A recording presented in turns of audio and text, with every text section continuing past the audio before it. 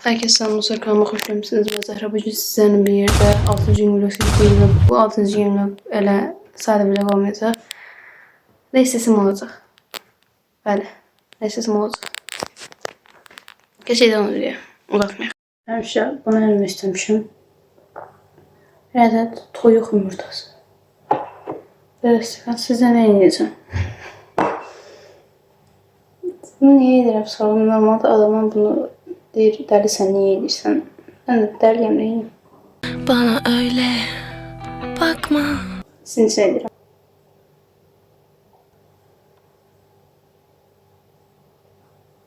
Salak, yemin ederim geri zekalı bu çocuk ya. Şimdi sizinle bir yerde idman edeceğiz. Kim severse itmanı 1, 2, 3, 4. Bu yok. Bir. Bunun tonik edeceğiz.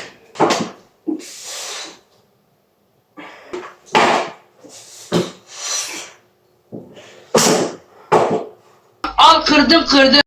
Şimdi ders oxuyacağıq.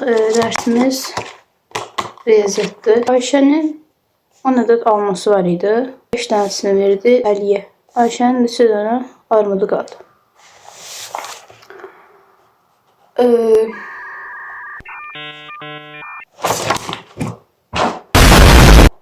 Başqa dərs keçək. Biologiya. Baxaq. Bitki ve heyvan hücrelerinin kuruluşu. Bitki hücrelerinin arasında heyvan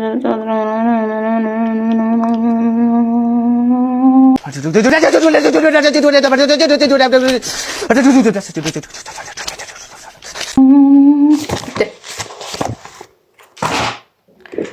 Neden söhbət gedirseniz bitki hücresindən.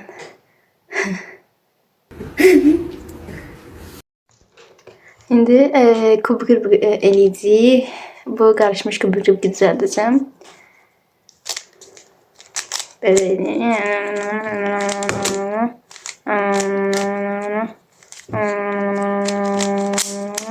A few moments later.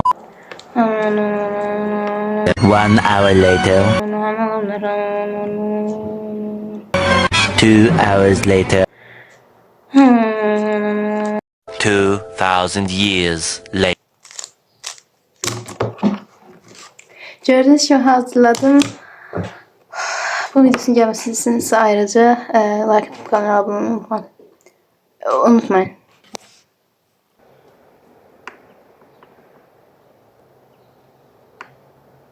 Mendeliyem. Mendeliyem. Mandalina.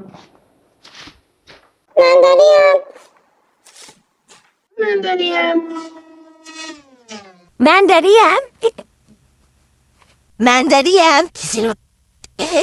Mendeliyem. Sizlerle bir yerde bir günün daha sonuna geldik. Bugün çiğ yumurta içtim. Ders okudum. Ben bayağıda dəliyəm diye kışkırdım. Dövüldüm. Hayvanat bahçesinden getirdiği bir maymunla yaşadım. Maymun bana aşık oldu. Ne kadar çətinliklərlə bir gün keçirsəydi, özü əsl olaraq dərs. Sizin için hər şey. Kanala like atıp abone olmağı, şərh yazmağı unutmayın. Allah yolunda. Sağ olun.